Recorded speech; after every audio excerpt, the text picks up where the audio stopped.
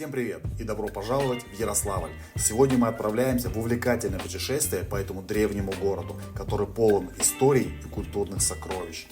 В этом видео вы увидите самые важные места города и почувствуете его атмосферу. Кстати, заранее извиняюсь, в этот раз звук записался в моно, небольшая техническая накладка. Но обещаю, впечатление от прогулки это не испортит. Погнали!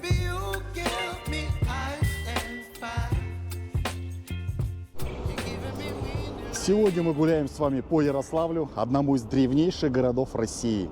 Основан он был еще в XI веке и носит имя великого князя Ярослава Мудрого. Именно он заложил этот город и, кстати, не просто был воином, но и дипломатом. Наладил отношения с Византией, Швецией, Священной Римской империей. И уже тогда Ярославль становится частью большого европейского пространства. Сегодня Ярославль – это современный город с населением около 560 тысяч человек. А еще Ярославль считается официальной столицей Золотого кольца. Здесь установлен нулевой километр этого знаменитого туристического маршрута. Ну что, сегодня будем гулять и смотреть, чем живет город сегодня. По правой стороне у меня одно из самых значимых мест города. Это Спасско-Преображенский собор. Основан был еще в XIII веке, а вернее в 1216 году. Именно, кстати, здесь была найдена в монастырской библиотеке древнейшая рукопись слова о полку Игореве. Монастырь огромный, башни. Вот эта башня называется Угличская, потому что эта дорога как раз шла на Углич. И отсюда это название. Я бы вам советовал знакомство с городом начинать именно с этого места. Приедете в город, заходите на территорию. Сейчас это музей. В свое время в этот монастырь приезжал сам Иван Грозный. И он причем был с таким, знаете, постоянным гостем этого монастыря. Улица Нахимсона. В одной из арок этой улицы появилась интересная и немного скрытая достопримечательность. Галерея актерской славы Леонида Куравлева. А сама улица носит имя Семена Нахимсона.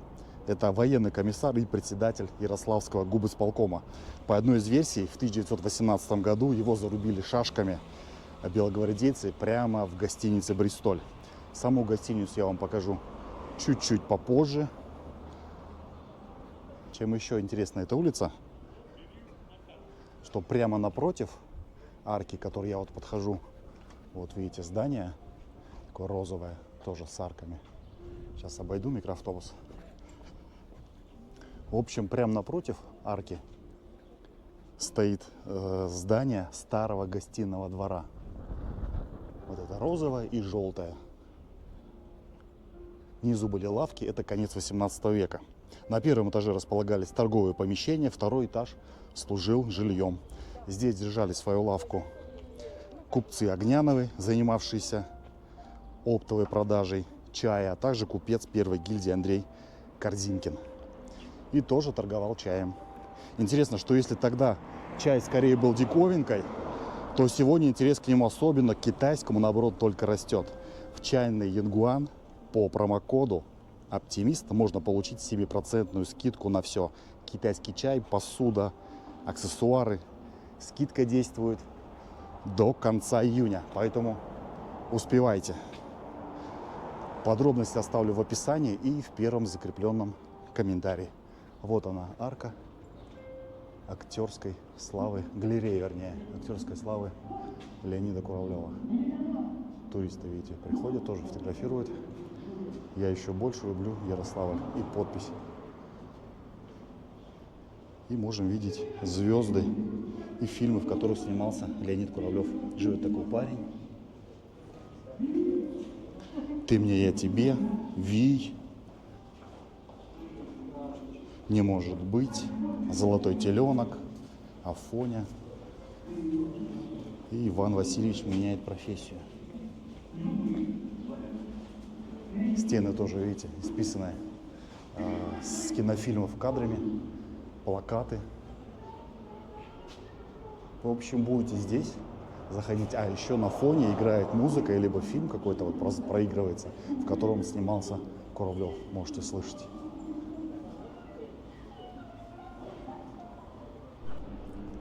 Позади меня осталась арка галереи актерской славы Леонида Куравлева, монастырь.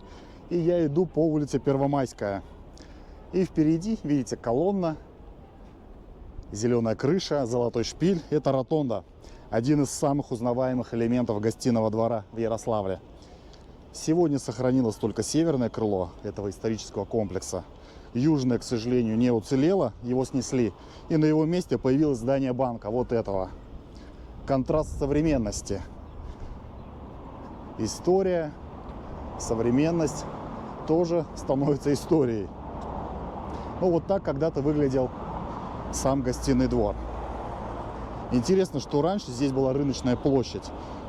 Шумная, многолюдная, с торговыми рядами, купцами. Представьте, гул голосов, запах пряностей. И именно на этом месте в начале 19 века и начали строить вот этот гостиный двор.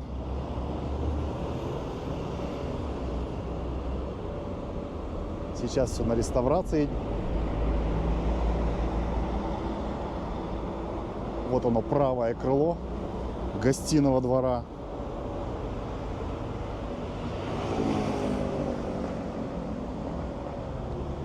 Паспорт объекта. Ресторан русско-французской кухни.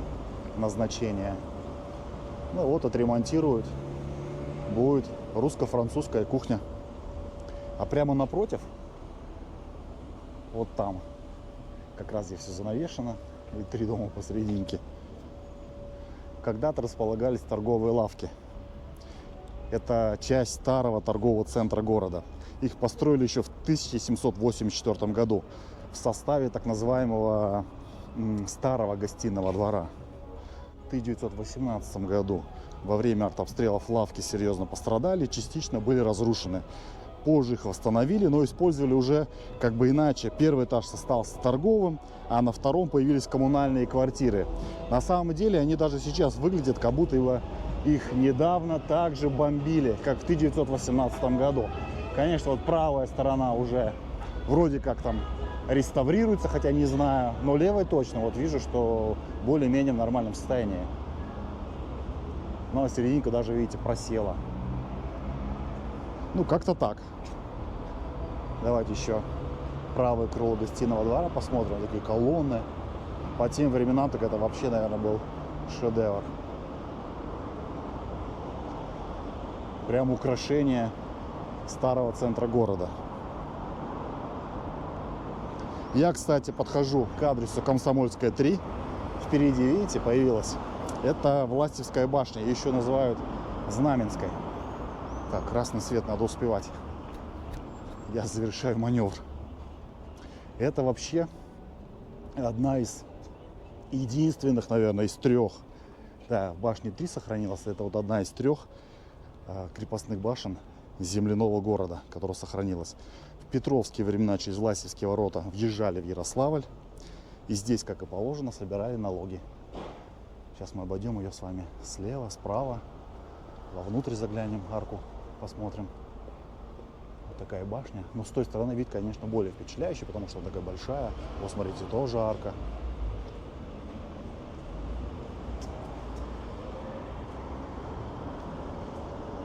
В общем, здесь собирали налоги, но не простые. Нужно было платить, если у тебя борода или ты носишь старинную одежду. Знаете, такие вот реформы модные в духе Петра Первого. Вот такая арка проходная. Люди проходят сквозь нее.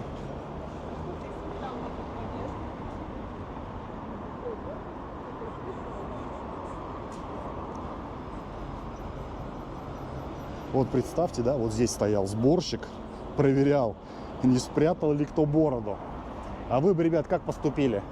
Сбрили бы бороду или бы все-таки платили налоги? Напишите в комментариях, даже будет интересно. Вот я подхожу к этому месту. Посмотрите, как она смотрится с этой стороны. Это прям реально крепость.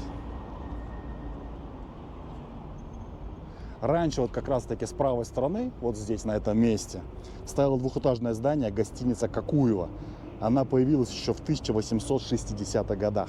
Но в 1980-м здание снесли, и теперь на этом месте такой городской пейзаж. Ну, прям крепость и крепость. Вот бы наверх забраться. Даже не знаю, кстати, можно ли туда попасть. Местные ребят, напишите, возможно ли попасть наверх, и может там какая-то смотровая площадка. Но людей там я не вижу. Никаких указателей тоже вроде как нет. Ну и как во многих туристических местах, городах, в Ярославле есть своя главная прогулочная улица. Это улица Кирова, вот как раз таки я на нее показываю. Мы к ней обязательно с вами вернемся, а пока хочу показать вам одну из жемчужин города, театр драмы имени Федора Волкова. Вот он впереди, величественное желтое здание с колоннами, со скульптурами. И если будете в городе и захотите подойти к нему поближе, рассмотреть, то советую перейти вот через пешеходный переход и как бы вот на этот островок, кольцо зеленое такое, и оттуда открывается как раз таки вид на фасад этого великолепного здания. Вообще это не просто театр, это так, надо успевать. Хотя тут пешеходный переход, светофора нет, но тем не менее. Так, продолжу. Это не просто театр, это старейший драматический театр России. И основан был в 1750 году.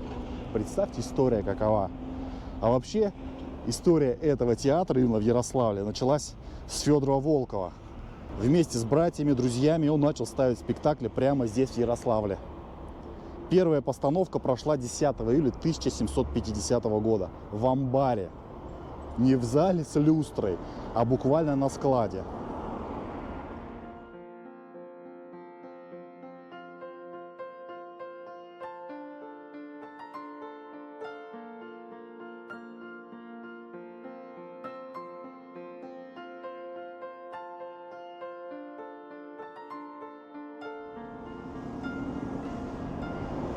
Давайте ненадолго переместимся в другую локацию.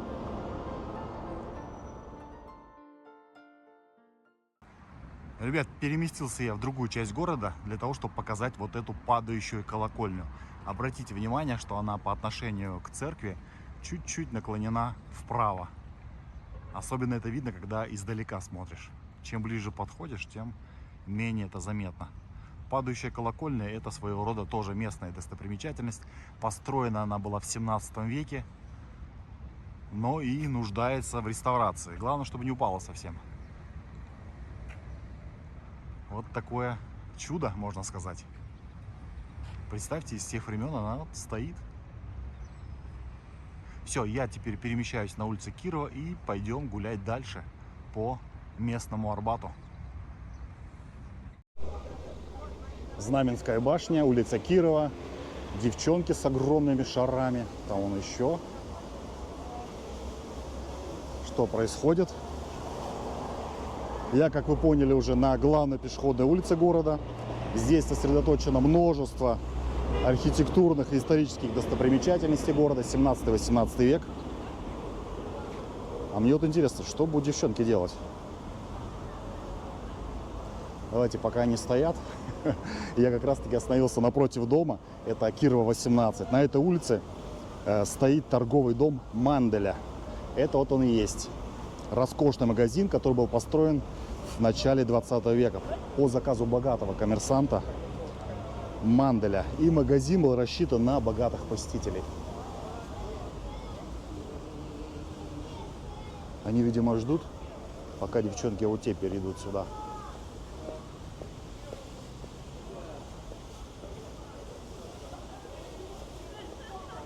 Девчонки, вы запускать будете шары, нет? Не-не-не, ни в коем случае. А куда идете с шарами, интересно? На стрелку. То есть вы там будете какой-то перформанс или Да. что? А во сколько? Ну вот идем. А, уже идете, понял. Значит, я тоже там буду. Вы прям туда вниз спуститесь, да? К стрелке? Понял, спасибо. Так что они идут на стрелку, и мы с вами тоже идем на стрелку. Надеюсь, без нас не начнут. Музыкант уличный.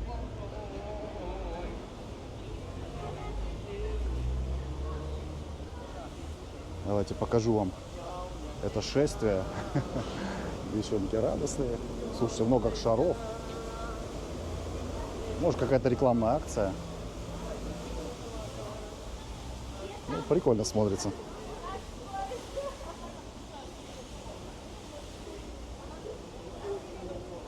Обратите внимание вот на это белое здание трехэтажное. Это Кирова 12. доходный дом купца Ярыкалова. Давайте сейчас я напротив встану. Все начали снимать эту колонну с шарами. В общем, сам купец Ярыкалов был известным ярославским купцом, который занимался хлебом. На первом этаже размещались магазины, склады, на втором фирменный хлебный магазин, а вот на третьем этаже были уже мебелированные комнаты. Огромный, смотрите, какой шикарный. Это прям дворец. В общем, на третьем этаже комнаты сдавались в наем. Получается, что это реально такой многофункциональный комплекс. И мы пойдем с вами прямо до старого земляного города. Еще же обещал вам показать гостиницу «Бристоль». Мишки. Кстати, возле мишек все фотографируются постоянно. У нас есть поворот направо, но мы идем с вами прямо. Мне даже будет интересно, я не буду зацикливаться, сколько медведей я прохожу, а вы можете посчитать. Будет интересно, сколько мы с вами их увидим. Сейчас знаю, впереди будет еще одна мишка. Вот он маленький. Это медвежонок, как телевизионщик, что ли. Короче, блогер. Впереди вот еще вижу медведя. Ну, это действительно прям Арбат. Живая пешеходная улица. И вот у меня как раз таки с левой стороны сейчас будет здание Кирова 10/25. Это гостиница «Бристоль», которая была построена в 1910 году. И архитектором был ее Григорий Саренко. И сам архитектор был расстрелян в 1939 году во время сталинского террора. Такая печальная судьба. Вот еще один медведь. Медведь — это символ города. Так, считайте, ребят. Еще обратите внимание, что прямо на земле вот такие есть лапы, медвежьи лапы. Они встречаются периодически. Возвращаюсь к гостинице. В общем, изначально здание строилось для того, чтобы разместить там приют для девочек. Анна Друженкова – это овдовевшая женщина, которая получила от мужа деньги после смерти там, в размере около 400 тысяч рублей. И вот после смерти в 1901 году, получив это наследство, она построила дом и решила сдать его в аренду. И взял в аренду это здание купец Сазонов, который превратил его в гостиницу. На первом этаже был знаменитый ресторан. В гостинице находилось 30 номеров комфортабельных, и цена доходила от 1 до 5 рублей. Причем, знаете, это такая недешевая гостиница была. И вот именно в этой гостинице был убит Семен Нахимсон, про которого я уже упомянул. И прямо напротив гостиницы «Бристоль», Кирова 5/23, находился не менее известный трактир «Столбы».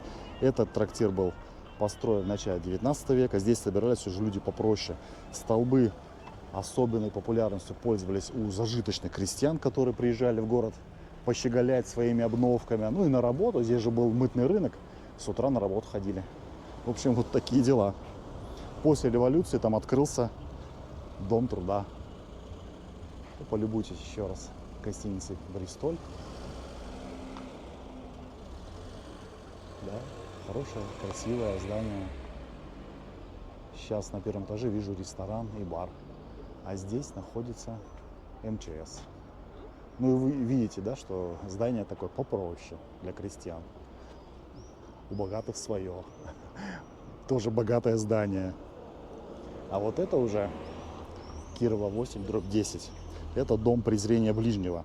С 1786 года в нем проживали и обучались дети-сироты. Он такой прям длинный. Сейчас давайте с этой стороны тоже покажу вам. Вот туда идет по улице. Такое белоснежное двухэтажное здание. А открыл его губернатор Алексей Мельгунов, которого считают первым ярославским масоном. Я, кстати, готовлю новый ролик про масонов. Расскажу историю, покажу здания масонов. Будет очень интересно. Поэтому подписывайтесь на канал и не пропустите. А ролик буду снимать в Москве и частичку в Ярославле. Поэтому будет интересно однозначно. Ну и я подхожу Это вот впереди меня старый земляной город. Здесь фонтан. Ребята с шарами, вижу, все еще идут. Значит, нормально. Я просто иду параллельно, но мне надо будет еще вернуться, еще по одной улочке с вами прогуляемся. Так, вот он у нас начинается уже, почти начинается земляной город, исторический центр города Ярославля. Здесь сегодня находится Советская площадь. Но Ленина вы здесь не увидите. Ленин в другом месте. Ленина также сниму, покажу вам. Будет напротив него там здание, тоже с очень интересной историей и с трагической судьбой этих жильцов этого дома. И вот в самом центре площади стоит церковь Ильи Пророка. Вот этот современный каменный храм был построен в 1647 году на месте сразу двух деревянных храмов. Лока вперед. Какой-то праздник, смотрите, готовится к какому-то празднику. Хоккеисты, что-то с хоккеем связано.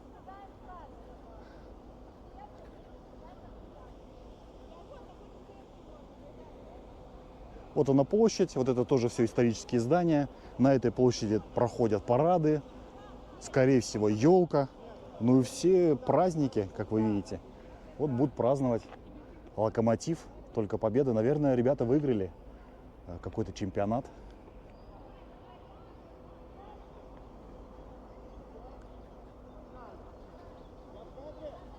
Красиво смотрите церковь. Вот там, где ребята стоят, это старая часть города, карта там.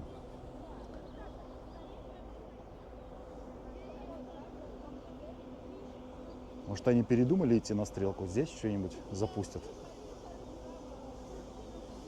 Или просто фотографируются? Да, просто фотографируются. Ладно, пойдемте. У нас свои дела, нам надо еще как раз-таки все обойти и успеть на их этот перформанс с шарами. Сразу за церковью, сейчас пройдем, давайте, как раз-таки через этот небольшой скверик, посмотрим на карту города старого. А вот еще и Мишка.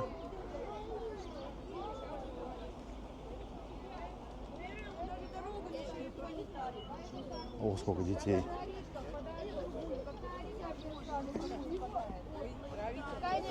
Волга и... А что во что впадает? Вот ребята сразу изучают, кто во что впадает. В городе река Которосль и река Волга. Мы тоже с вами ее увидим чуть-чуть попозже. В общем, вот видите белое здание, это музей зарубежного искусства. Это бывшее здание, бывший дом, вернее, Сорокиной. Было построено еще в 1816 году. Представьте, сколько вообще истории хранит это место. Да, в принципе, город сколько хранит в себе.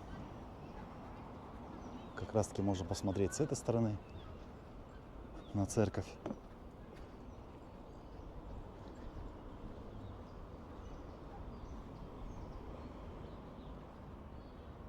Росписи, смотрите, прям под крышей.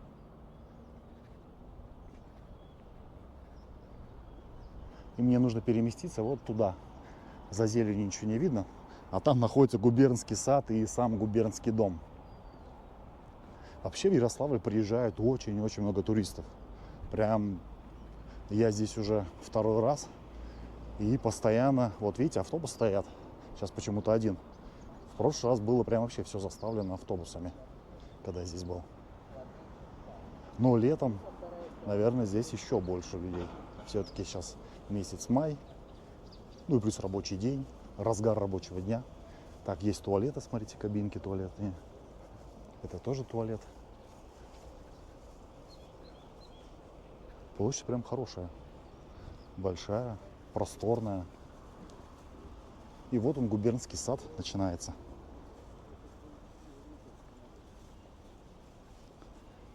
Там, в глубине этого сада. Так, а вход, скорее всего, где-то вот там. В общем, в глубине этого сада находится губернский дом. Сам дом и вот этот сад был построен по указу Александра I как императорский путевой дворец. Так, давайте переходим. Вот он, ребят, губернаторский дом, губернаторский сад. В этом саду сохранилось около 70 исторических, прям вот реально, деревьев, которые видели всю историю этого места. Дубы, липовые аллеи, ясени. А дубам здесь почти 150 лет. Это прям действительно свидетели истории. Я не планировал посещение этого сада, поэтому если будете, зайдите обязательно. Ну а мы с вами идем дальше. Красная площадь 8 – это пожарная каланча. Возвели ее в 1911 году на месте старой деревянной, которая со временем обветшала, постарела, ее снесли и построили эту. Архитектором ее был тот самый Григорий Саренко с печальной судьбой, про которого я уже рассказывал, которого расстреляли в годы сталинских репрессий. Это пожарный автомобиль, здание пожарной части. Я вот не знаю, можно здесь ходить или нет. Никого нет, но я прошел, осмелился. Вот так каланча выглядит. Ну, впечатляет. Что-то в духе Египта. Мое мнение. Но смотрится интересно. И на той стороне, вот видите, памятник Ленину. Сейчас я туда перемещусь поближе. Там стоит памятник Ленина. Как раз таки он тоже стоит на Красной площади. И сразу за памятником дом с аркой. Так вот, пешеходный переход. Я сейчас перейду здесь. Вон он, памятник Ленину. И за ним, видите, дом с аркой такой интересный. Когда-то на этом месте стояла церковь, которую снесли в 30-х годах. И также кладбище здесь находилось. Дом построили в середине где-то 30-х годов, как раз таки на их месте. Кладбище, церковь. Сам дом предназначался для верхушки и инженеров, которые работали на Ярославском асбестовом комбинате. Верхние этажи планировали отдать творческой интеллигенции, а во времена репрессий большинство жителей вот этого дома были расстреляны, часть посажены. Я уже рассказывал в своем видео про один из московских домов, жители которого были расстреляны. Оставлю ссылку, обязательно посмотрите. Там, кстати, тоже был дом построен на месте кладбища. А во дворе должен был быть размещен фонтан. Но его не поставили, зато установили памятник Ленину. Вот такой он, дом с аркой. Тоже местная достопримечательность. Это нулевой километр Золотого кольца. Указатели расстояния до городов. Ростов Великий 57 километров. Переславль-Залесский 124. Кстати, в этих двух городах я был. Москва 264 километра. Рядом Медведь-Купец. Вот такой. Кто-то, смотрите, на него шапку одел со звездой. И монетки подложили. Вот такой Медведь-Купец. Молодец. Давайте немного прогуляемся по этой улочке.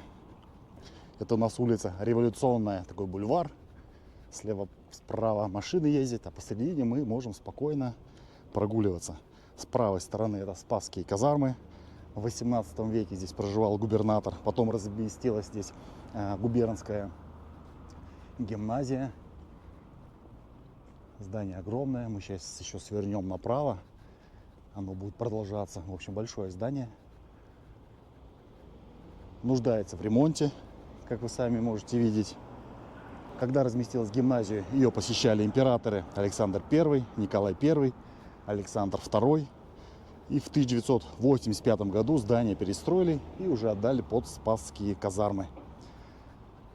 Давайте ненадолго отвлечемся от Спасских казарм. Покажу вам вот это здание с балконом. Сейчас я выйду на улицу, и вы поймете, о чем я говорю. Я вам его покажу, а вы пока подумайте, что могло здесь быть. Как вы предполагаете, кому оно могло принадлежать или что здесь могло находиться. Вот такой балкон шикарный. Это прям дворец, реально дворец. И вот как вы думаете, что могло находиться напротив Спасских казарм губернаторского дома. Пишите предположения, мы сейчас пойдем по Спасским казармам пройдемся, вернее не вовнутрь, а вдоль пройдем, расскажу историю дальше и потом вернемся уже к этому зданию. Вот они у нас Спасские казармы, штукатурка обваливается, здание ветшает, уже вот даже веревочку натянули, что обваливается штукатурка, может что-нибудь прилететь на машину или на голову, ну в общем вот так. Ага, табличка. Здесь учился великий русский поэт Некрасов, 1832-1837 год. Вот такой центральный вход. Сейчас здесь филиал, военный госпиталь, поликлиника, короче, военная. Давайте сейчас вот сюда выйду и покажу вам фасад.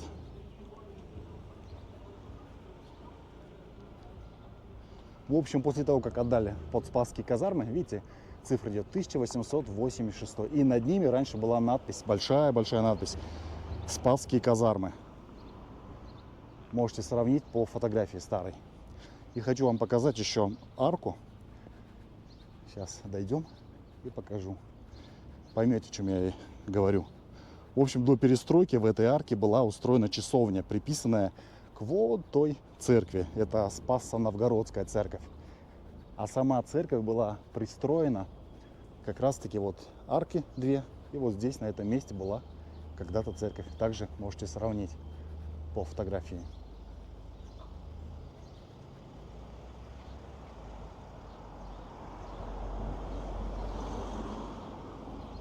И пойдемте к зданию с балконом. Я надеюсь, вы уже написали комментарий, ваше предположение, что это могло быть. Вот отсюда смотрите, как оно смотрится. И выглядит гораздо шикарнее, чем вот этот губернаторский дворец.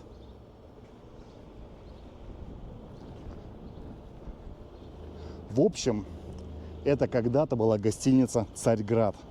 И вот так она выглядела в 1906 году. И принадлежала она купцу Ивану Дунаеву, хозяину табачной фабрики «Балканская звезда». Владелец заводов, пароходов. В общем, был богатый человек в те времена в Ярославле. При гостинице был ресторан. Между прочим, этот ресторан один из первых предлагал услугу доставка еды на дом. Можно сказать, опередил свое время. Вот такие вот дела. А перед нами уже женская гимназия Антиповой, 1909 год. Вообще женская гимназия Антиповой это была частная гимназия, которая начала работу в Ярославле в 1904 году. Раньше она размещалась в домовладении Федора Некрасова, это брат знаменитого поэта. И только в 1909 году, после постройки зданий, они переместились сюда. В 1907 году плата за обучение в гимназии составляла от 50 до 60 рублей в год, что по тем деньгам было совсем недешево. Сейчас я предполагаю, что это корпус мединститута, потому что вот это мединститут, и, скорее всего, там проход как раз-таки в это здание. Ну, могу ошибаться. Кто знает, можете написать, ребят. Интересно, здание функционирует или все-таки оно действительно закрыли и ремонтируют. Очень много в городе зданий, которые нуждаются в ремонте. Часть из них ремонтируется, часть выглядит хорошо. Видимо, с деньгами в городе не совсем все прекрасно. Это карта Ярославля. Давайте взглянем. Я вот здесь. Вот революционная. Сейчас мы с вами пройдем через парк. Это у нас Демидовский столб. Наверху орел двуглавый с расправленными крыльями. Установили столб этот в 1829 году в честь Павла Демидова. Он был основатель первого высшего учебного заведения в Ярославле. Это учебное заведение, к сожалению, не сохранилось. Это лицей. И я покажу вам, как оно выглядело на фотографиях раньше при строительстве, до того, как его разрушили. Как раз таки мы пройдем через это место, где он стоял раньше, и взгляните.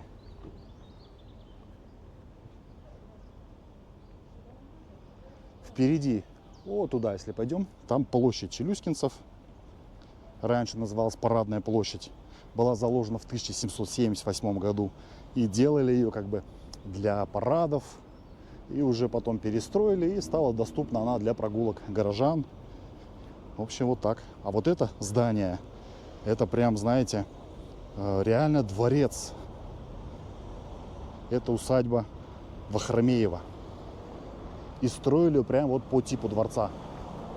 И, соответственно, выглядит она соответствующе. Так, вот какие хорошие водители пропускают.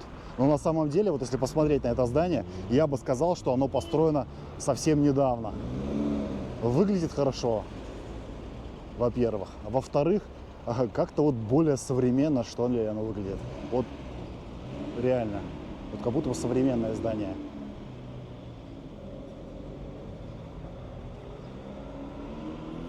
Еще это такой же особняк, ну не такой, а поменьше, находится в городе, там на другой улице. Мы его сегодня с вами не посмотрим. В общем, семья была богатая. После 1917 года в этом здании уже разместился как отдел народного образования. Это уже, наверное, современное здание 80-х годов. А вот посмотрите на здание белое, как раз таки в конце улицы, с правой стороны. Тоже выглядит более-менее такое современное.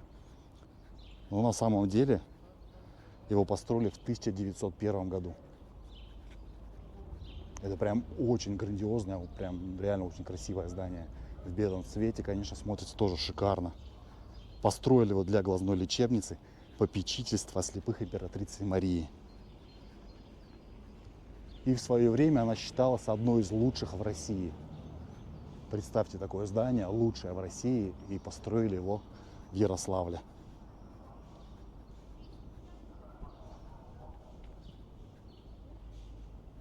Давайте я прямо вот остановлюсь вот здесь. Полюбуйтесь. Ну, красиво смотрится. Как-то вот свежо, современно. Причем, говорю, 1901 год. Повезло, наверное, людям, которые здесь сейчас живут. Я, к сожалению, не знаю. Да, походу, есть квартиры. Вижу вот двери, там домофоны, номера. Походу, квартиры. Наверное, шикарные квартиры с высокими потолками, судя по окнам. И впереди нас ждет Волжская набережная. Это настоящая жемчужина города Ярославля. Река Волга, набережная двухъярусная. Мы пойдем по второму ярусу, по верхнему. Можно спуститься ниже. Там уже пароходы, по-моему, стоят. Она большая в ту сторону. А мы пойдем направо. Как раз таки мимо башни вот этой. Это вторая башня. Первую башню уже посмотрели, Знаменскую. Это вторая башня. Отель на воде. Ну, классно, классно. Набережные прям очень хорошие. Я заметил такую тенденцию, что в России стали приводить в порядок набережные. Что в Красноярске был, хорошую набережную сделали. Кстати, видео про Красноярск на канале. Обязательно посмотрите, кто не посмотрел. И вот эта набережная, наверное, тоже самое посещаемое место туристами, местными жителями. Для прогулок хорошее. Есть велосипедные дорожки. Все, что нужно для любителей неспешных прогулок и для катаний. Вон там велосипед можно взять в аренду, тоже покататься.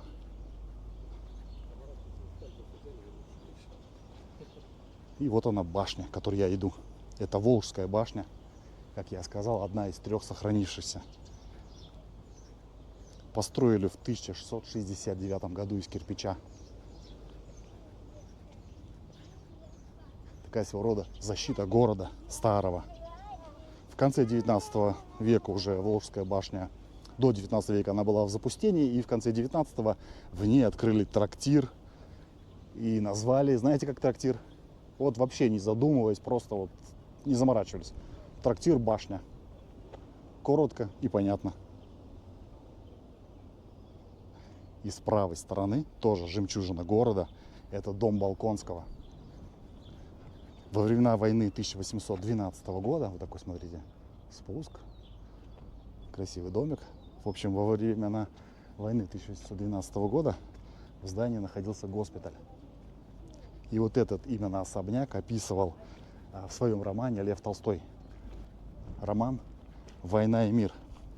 Именно здесь герой этого романа Андрей Болконский умер. Ну и здесь же за ним ухаживала Наталья Ростова. Причем читал, что Лев Толстой никогда не был в Ярославле, и так он хорошо его описал, как будто бы действительно бывал здесь. Волжская башня. И хочу вам показать еще тоже считаю жемчужину города. Она, к сожалению, вот эта церковь не работает, но мне, вот на мое личное мнение, это вот здание самое красивое. Посмотрите, какие колонны, причем колонны со всех сторон. Это Ильинская Тихоновская церковь, как я и сказал, не действующая. До этой церкви стояла здесь деревянная церковь, которая была основана князем Ярославом Мудрым. И потом уже где-то в 1827-1830-е годы построили именно вот эту церковь на месте деревянных. Это вот, знаете, вот мне напоминает какую-то такую римскую, наверное, архитектуру. Смотрится очень красиво, так мощно, богато. Колонна придает такой шарм свой. Ну, красивое. Здание красивое. В 1930 году, помните, да, все по истории начались гонения. И здесь уже разместили биржу труда. Была даже идея разместить здесь этот музей революции. Вернее, даже музей вождя революции. Рядом дом священника. Так, я что-то иду прям смело так по дороге. Вот он, дом священника, который, можно сказать, разрушен. Далее митрополитчьи палаты. Сейчас там музей находится. Ну, давайте еще раз полюбуйтесь церковью. Смотрите, какая роспись наверху. Вот убрать оттуда крест, купол, и вот не скажешь, что это церковь. Это прям вот, не знаю, какой-то театр, наверное. На театр похоже, да. Очень красивое здание. Можно, видите, палатки стоять, купить там что, платки, валенки. Проходил, там была кукуруза, выпечка, чай, кофе. Посидеть на лавочках. Там набережная продолжается, также можно кататься, гулять. Митрополитчьи палаты. Церковь. Давайте сейчас туда перемещусь поближе к церкви и уже расскажу про нее историю. Успенский собор – это полностью новодел. Старый Успенский собор и лицей, который находился рядом, были разрушены в 1918 году во время местного восстания, когда белогвардейцы и люди восстали, и советская власть бомбила город. Большая часть города была разрушена, много разрушенных было зданий. То же самое мы видели с вами в центре. Рассказывал я про старый гостиный двор, про лавки вот эти, да, которые были разрушены. В общем, вот такие вот дела. Сейчас площадь, в принципе, здесь красиво, цветочки растут. Еще один мишка. Кстати, можете написать, ребят, сколько медведей вы насчитали, если кто-то из вас это делал. И я уже подошел к парку Стрелка. Это действительно место, которое заслуживает особого внимания. Если будете в городе, обязательно сюда загляните. Впереди два фонтана, один из них поющий. Река Волга, река Котресль справа. Вот там как раз таки в конце за обелиском и слияние рек происходит. Представьте, в X веке именно сюда причалили корабли с князем Ярославом Мудрым, который основал, как вы уже знаете, этот город. Когда-то на этом месте стояли хоромы, дома купцов. Но к началу 20 века все это дело было разрушено. И теперь на этом месте вот такой красивый парк. И я узнал, в чем дело, что это за такая акция. Это день рождения местного ресторана. Буквально вот сегодня-завтра, по-моему, они празднуют. Сейчас они дефилируют, делают фотографии, фотосъемку. И день рождения будут праздновать, я говорю, завтра, послезавтра эти шары будут раздавать всем присутствующим, всем, кто туда придет. Также, насколько я понял, приедет туда Стас Пьеха на концерт, концерт им давать. Ну, в принципе, на этом, ребят, я буду заканчивать. Вот такое путешествие, такая прогулка. Поставьте лайк, напишите, как всегда, комментарий. Отдельное спасибо всем, кто поддерживает канал финансово. Все, ребят, всем пока. Надеюсь, вам понравилось.